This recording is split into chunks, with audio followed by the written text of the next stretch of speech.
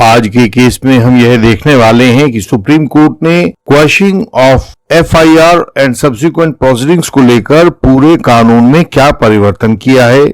यह परिवर्तन किस प्रकार से सभी आरोपियों को प्रभावित करने वाला है। यह परिवर्तन केवल इस केस की महिलाओं के लिए किया गया है या आने वाले सभी आरोपियों के लिए किया गया है। यही सब बातें आज के वीडियो में आपके लिए प्रस्तुत होंगी। इस केस में शिकायतकर्ता ने शिकायत दर्ज की थी कि राज स्कूल ऑफ नर्सिंग गोरखपुर को 60 सीटों पर एडमिशन की अनुमति मिली हुई थी, जिसे बाद में घटाकर 40 कर दिया गया था। सीटें घटाए जाने के बावजूद उपरोक्त संस्था ने 60 विद्यार्थियों के एडमिशन कर लिए थे, लेकिन जब अंतिम 20 विद्यार्थियों के एडमिशन कंफर्म नहीं हुए तो विद्यार्थियों ने शिकायतें दर्ज करवानी शुरू कर दी।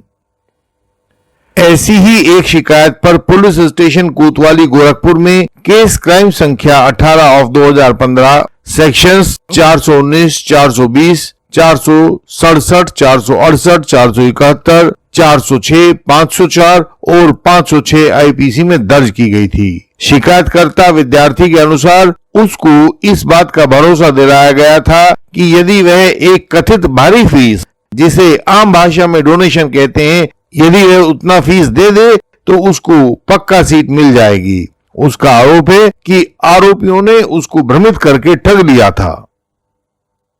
इस केस में आरोपी के रूप में 3 पिटिशनर्स ने एफआईआर को क्वैश करने के लिए अपनी याचिकाएं लगाई थी। वस्तुतः ये तीनों आरोपी वे महिलाएं थी जो उपरोक्त नर्सिंग इंस्टीट्यूट के डायरेक्टर के परिवार के सदस्य थीं और जिन्हें परिवार की महिलाएं होने के नाते बराए नाम उपरोक्त नर्सिंग इंस्टीट्यूट में अलग अलग पद दे दिए गए थे। इन महिला अपलेंट्स ने कहा कि उन्होंने कुछ भी गलत नहीं किया है, उनको रंजिशपूर्ण तरीके से गलत फंसाया गया है, लिहाजा इस एफआईआर को क्वैश किया जाए। लेकिन हाईकोर्ट ने उनकी क्वैशिंग की रिक्वेस्ट को नहीं माना। हाईकोर्ट ने कहा कि आरोपियों के पास क्वैशिंग के समान ही एक दूसरी बेहतरीन गुणवत्ता वाली रेमेडी डिस्चार्ज के रूप में उपलब्ध है, इसलिए उनको क्वैशिंग के बजाय ट्रायल कोर्ट के पास जाकर उचित रेमेडी के लिए प्रयास करना चाहिए, क्योंकि ट्रायल कोर्ट के पास चार्जशीट के रूप में सभी गुण दोष के ऊपर इकट्ठा किया गया प्रोसिक्यूशन मटेरियल भी होगा। आज के केस का नाम है Manisha Yadav versus state of Uttar Pradesh. यह एक क्रिमिनल अपील थी जो एसएलपी क्रिमिनल नंबर 8922/2022 में अराई हुई थी। जस्टिस BR गवई और जस्टिस प्रशांत कुमार मिश्रा की बेंच ने इसे 9 अप्रैल 2024 को, यानी कि बस अब कुछ ही दिन पहले डिसाइड किया था। इंडियन लीगल सिस्टम के पास झूठे गवाहों को तोड़ने के बहुत सारे कानूनी औजार हैं। बिना झूठे गवाहों को तोड़े आप फॉल्स एलिगेशन पर विजय नहीं पा सकते हैं। बाद में जीवन भर पछताते रहने से अच्छा है कि झूठे गवाहों को तोड़ने में इंडियन लीगल सिस्टम की विशेषज्ञता का सहारा लिया जाए। इंडियन लीगल सिस्टम के मेंबर बने और यह सहायता पाएं।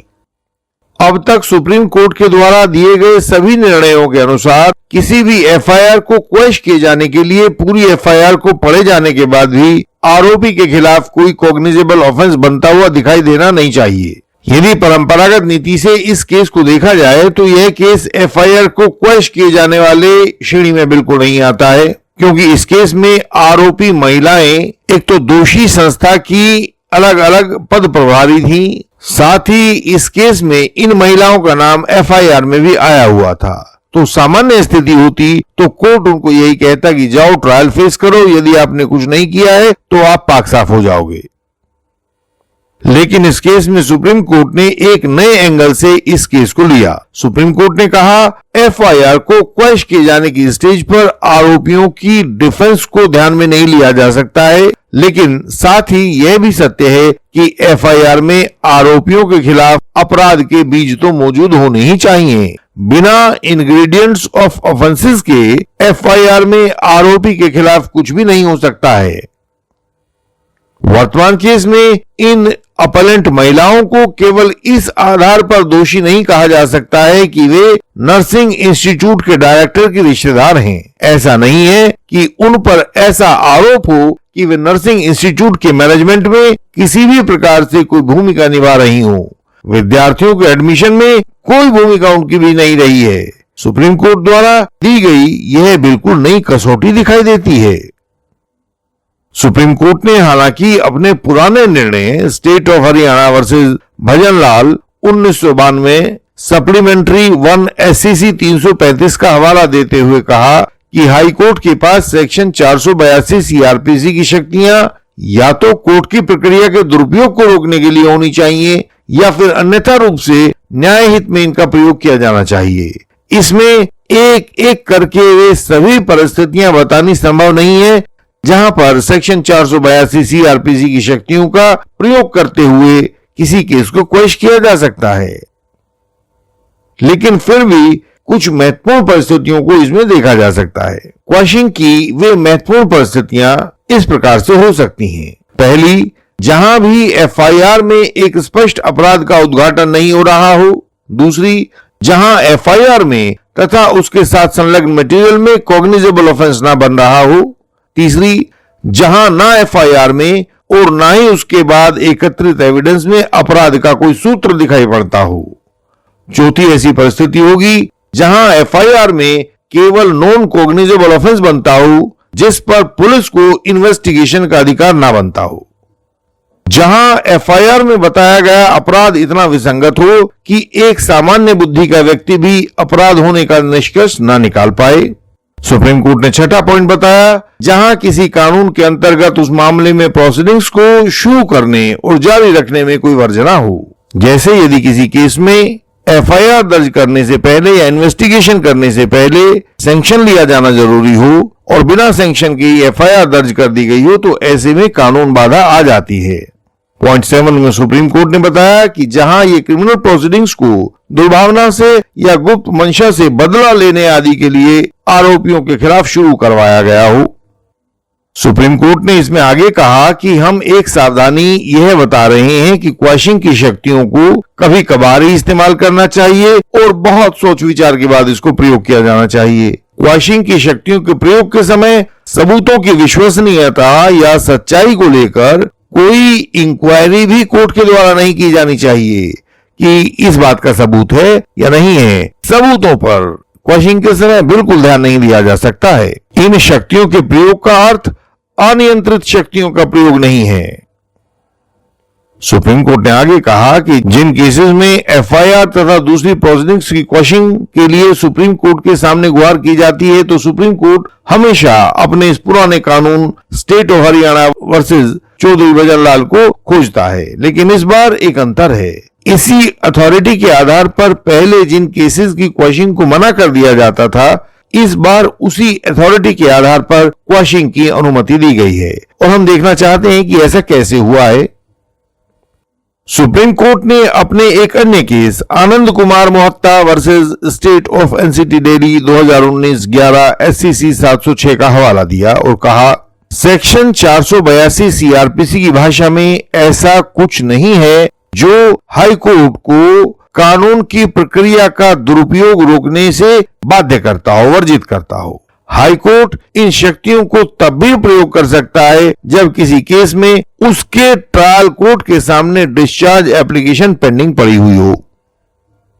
सुप्रीम कोर्ट ने आगे कहा, यह कहना एक बड़ा मजाक हो जाएगा कि FIR के स्तर पर हुए अन्याय को तो रोका जा सकता है, लेकिन जब इस FIR के गिर्द अन्य मटेरियल जमा हो जाए और वह चार्जशीट कहलाने लगे तो उस समय अन्याय को ना रोका जा सके।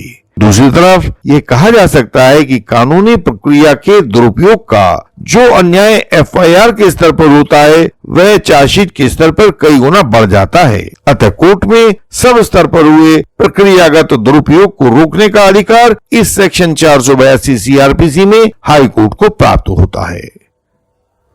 आप देखेंगे कि इस केस में आरोपियों के लिए एक बहुत अधिक सहिष्णुता और बहुत अधिक न्याय अन्याय की भावना का सुप्रीम कोर्ट ने प्रयोग किया है। अब देखना यह है कि क्या सभी आरोपियों को इसी प्रकार state of Haryana versus Bhajanlal तथा Anand Kumar Mohatta versus state of NCT Delhi का हवाला देते हुए क्वेश्चन का रिलीफ मिल जाया करेगा या यह केवल इसी केस की अपील करता महिलाओं के भाग्य में लिखा हुआ था। समय के साथ साथ आप इसको देखिएगा, लेकिन कानून में परिवर्तन अवश्य होता हुआ दिखाई पड़ रहा है।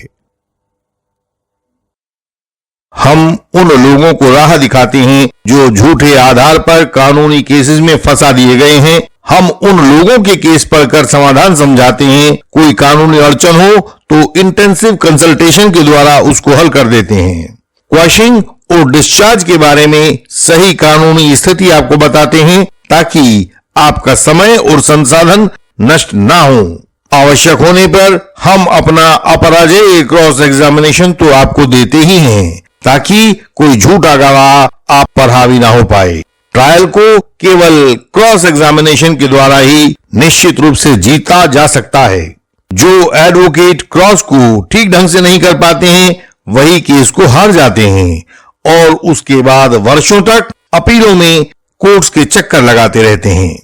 हमसे सहायता पाने के लिए हमारा व्हाट्सएप नंबर, हमारा ईमेल एड्रेस और वेबसाइट का URL आपको सामने स्क्रीन पर दिखाई दे रहा होगा तथा ये सब बातें हमारी हर वीडियो के डिस्क्रिप्शन में भी होती हैं। समय को गंवाएं नहीं, उसका इस्तेमाल करें। हमारी वेबसाइट पर बहुत महत्वपूर्ण जानकारी को सरल भाषा में पढ़ें। वहां झूठे आरोप या फॉल्स एलिगेशन से बचने के उपाय भी मिलेंगे। इस वीडियो को लाइक करें, शेयर करें और चैनल को सब्सक्राइब करें। बेल आइकन को प्रेस करें ताकि नई वीडियोस आपसे मिस ना हो जाएं।